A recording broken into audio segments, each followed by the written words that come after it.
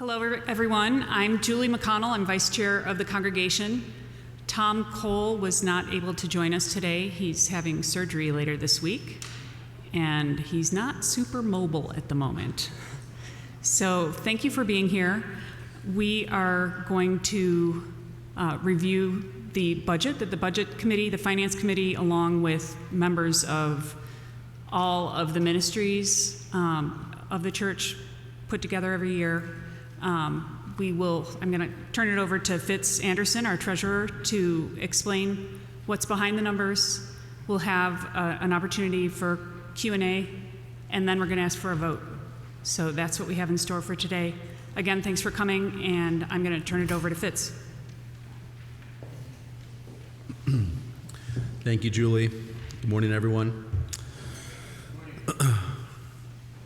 Does everyone have a copy of the budget and the previous year's financial statements to take a look at as we reference? Okay, great. And I know we have some folks hopefully following along on the stream as well. We'll give them a chance to review the numbers, follow along with my comments, and then they'll be invited to participate in the vote as well. Well, we made it. Individually and together as a church, we survived a dynamic and in many ways challenging 2023.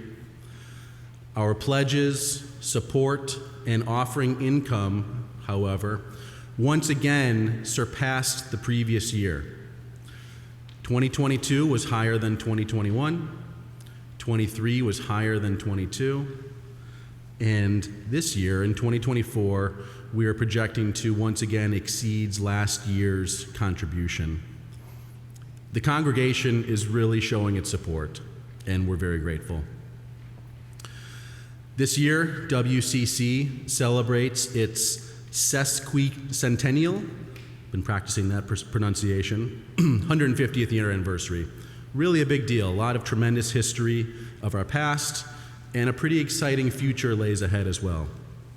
Our visioning process, where together we're charting our future paths, continues to take shape.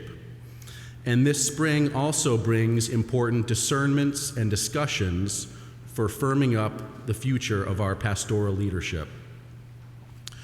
Winnetka Congregational Church is on the verge of something very exciting and very much worth celebrating. And it's very heartening to see the sanctuary pews continue to fill up. Church participation feels vibrant and strong. You may recall last year when I was up here presenting the 2023 budget in hopes of balancing and closing the gap between revenues and expenses, we were forced to really scrutinize and rationalize all the church's spending. And one of the most difficult decisions was made to temporarily pause the grant committee's outreach spending. This year, we're pleased to reinstate this item with a $100,000 budget allowance that gets us back to supporting deserving causes in our surrounding community. Another challenging category on last year's budget was staffing costs for pastors, children and youth leadership, and music programming. In the wake of these realignments, our budget now reflects the desired staffing model and the associated costs. This year, we intend to spend more on church and music programs and men's and women's fellowship. I know we're very pleased, especially parents with young children, with the energy and initiatives brought by Mary, and so we're eager to invest in her programs as well. Understandably, the maintenance and repair costs for our church's physical facilities continues to increase. It's another area that we're projecting an increase in expenses. And as before, an operating deficit is projected in 2024, albeit smaller than a year ago, even with that increase and restoring the grant committee's outreach spending. We do maintain a substantial investment reserve account for just this reason, to fund the operating deficits. And in the past year, the market gains, the stock market and bond holdings that we have increased their value to offset the necessary funding requirements. So our total investment account is almost the same as it was last year, despite the 2023 operating deficit.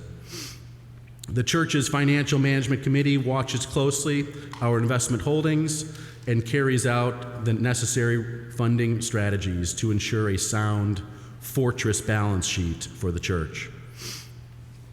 I'm glad to answer any questions and respond to comments. This budget has been carefully put together by each department and care group. It's been reviewed and approved by the council, and it's my hope that the congregation votes to approve it as well. Before calling for a vote, and I'm glad to see we have a necessary quorum here in the pews and online, we'll give everyone a chance online to vote yes or no in the chat window, and then we'll call for a vote here in person. Does anyone have any questions or comments that they'd like to specify before we call for the vote to approve? Patty can pass a mic if there is anyone that wants to participate. Yes, please, in the back.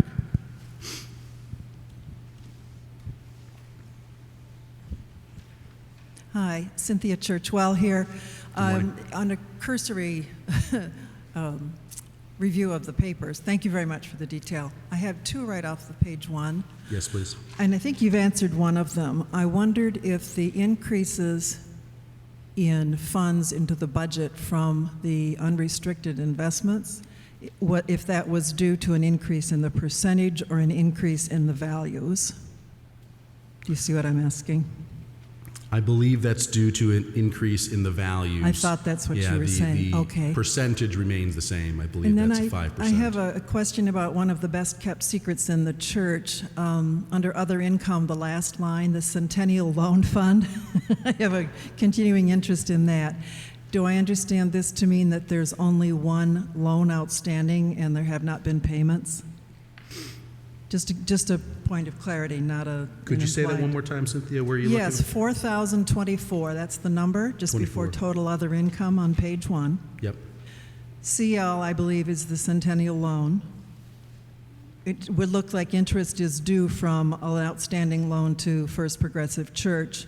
I don't see any activity, so I don't have to have an answer now. I'm just curious to know what that means. I think Patty has the answer that we're looking for here. Please. Standing behind you, Cynthia. Sorry about that. I apologize. We sunsetted the Centennial Loan Fund 3 or 4 years ago. 3 years ago, I believe. So all of those assets, the loans are all closed, and all of those assets no longer exist. So that is no longer an active account.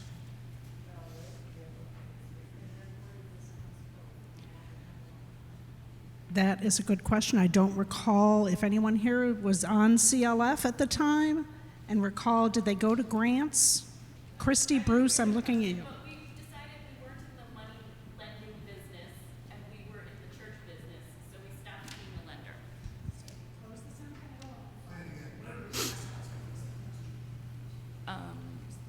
I don't know the answer to that question, but.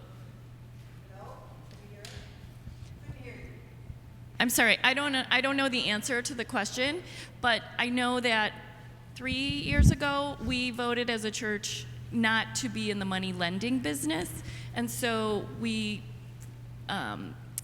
either received or forgave any outstanding loans, and we did not issue any new loans. No. You're welcome. Thank you, Cynthia. Another question, Susan?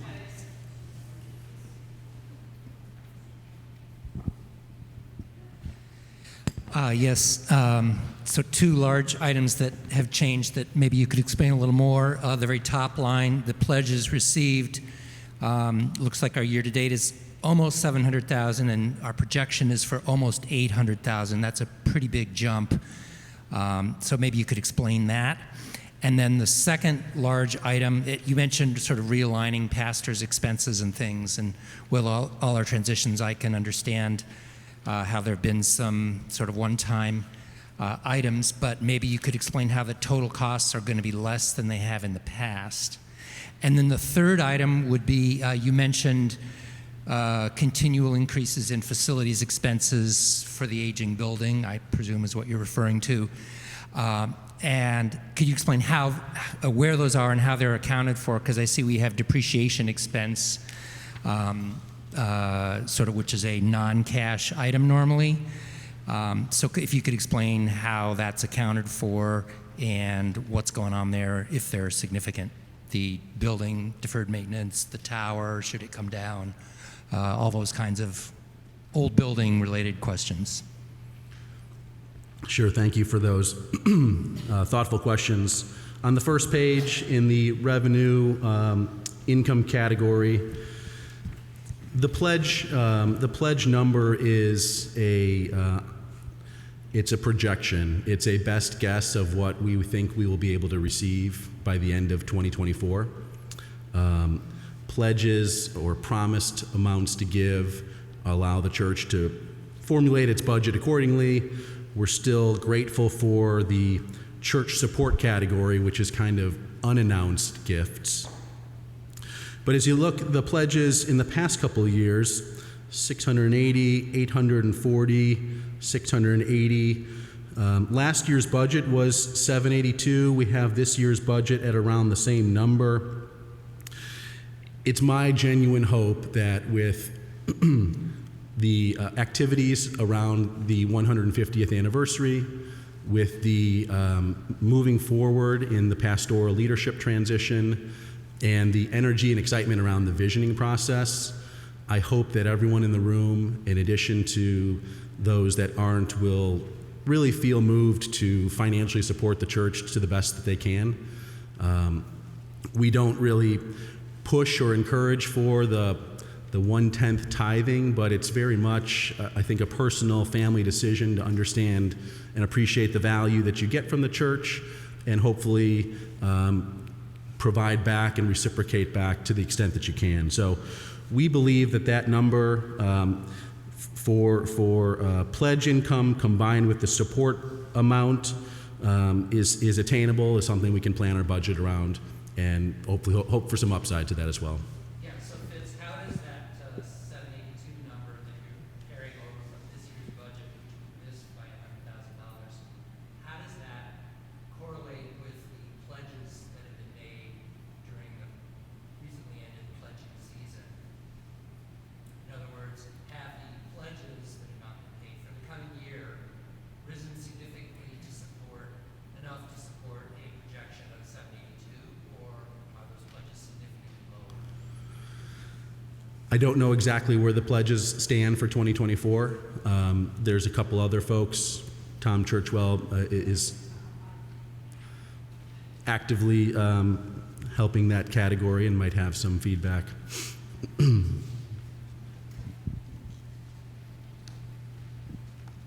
So the answer is that we are not at 782 now, but we're close. I can't remember the exact number.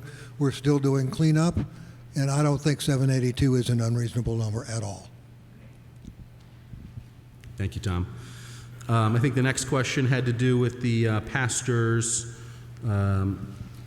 salary category, so that'd be maybe on the second to last page under support for pastors. Last year there were 4 pastors that had time on the payroll, and now with Jeffrey's leadership we've transitioned to a 2-pastor model. So if you look at the first 4, 5, 6 categories of salaries, housing, reimbursements, pensions, insurance, and the last 2 categories of actual and budget from 2023 to where we are projecting 2024, there's $200,000 or so of savings in that category alone, and that's really where we feel comfortable reinstating the $100,000 item for outreach. So we're showing In this category, $200,000 of savings roughly. We're adding a $100,000 item, and that gets our total expenses almost net $100,000 better than last year. Did you have any other specific questions about that kind of staffing and HR category? No, I think that. Okay. Thanks, yeah. And the building's a tough one, too. There's the item that I was referencing, I'll direct you to a page prior to the salaries under building and grounds. That would be line item 50126. There is an increase in scheduled maintenance from a $25,000 item last year, which ended up being $49,000 actual. So that's encouraging us to put in a little bit more to a $50,000 budget item for scheduled maintenance and repairs.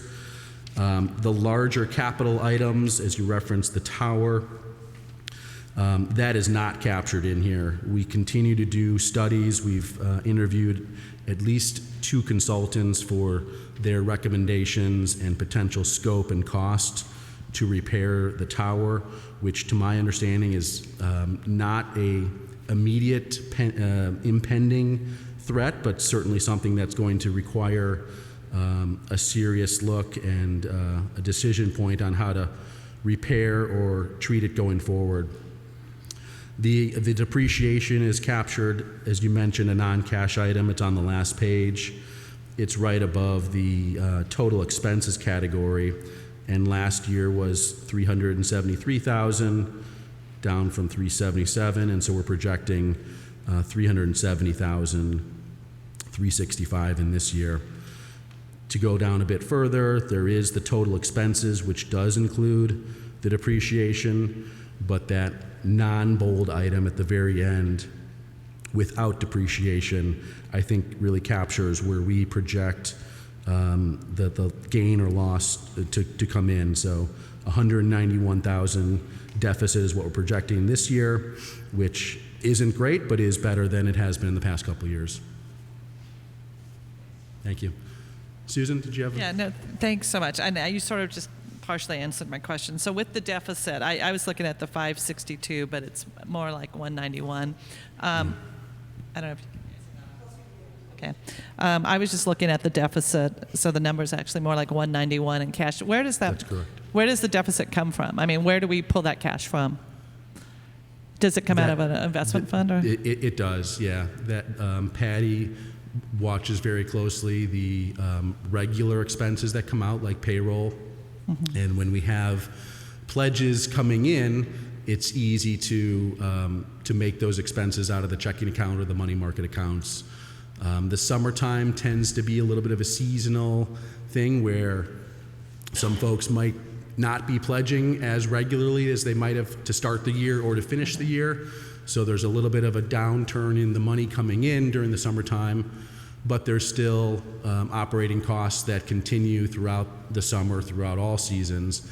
And so that tends to be a time of the year where she might say, hey, Fitz, I need to create some money market cash liquidity, and I work with the financial management committee to identify which of our investment holdings are kind of overweight to their prescribed holdings or percentages within the portfolio. So we'll sell some winners to create some cash and rebalance the portfolio in doing so.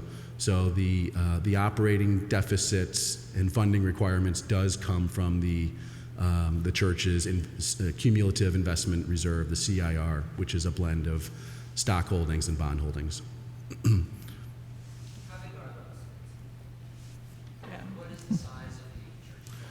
Approximately $5 million. $5 million, yeah.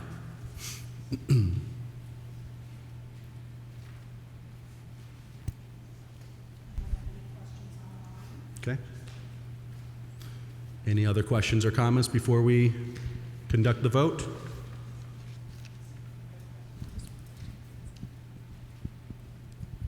I'm back. Hi. Please. I understand we're voting on the budget, and I'm prepared to do that. But I do have a question. Do we receive, as a congregation, a balance sheet? I don't think that's part of this. After the fact, even. Yeah, It should be. yeah. Only in the annual report? Yep. That's an annual report inclusion? Okay, thank you. No, good question. The purpose for today's meeting is to review the 2024 revenue and expense total budget numbers. The balance sheet will be distributed in the annual review, in the annual report, and does get shared and discussed at council each month. Any other questions or comments? Otherwise, I think we can move ahead and call for a vote. We'll give some of the folks online a chance to vote as well by indicating Y or N in the chat window.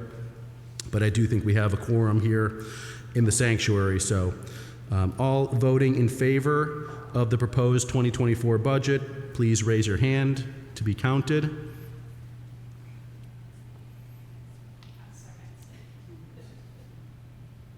Annie, are you doing a count or? Thank you. Anyone opposed? Great. Thank you very much. I think we're all set.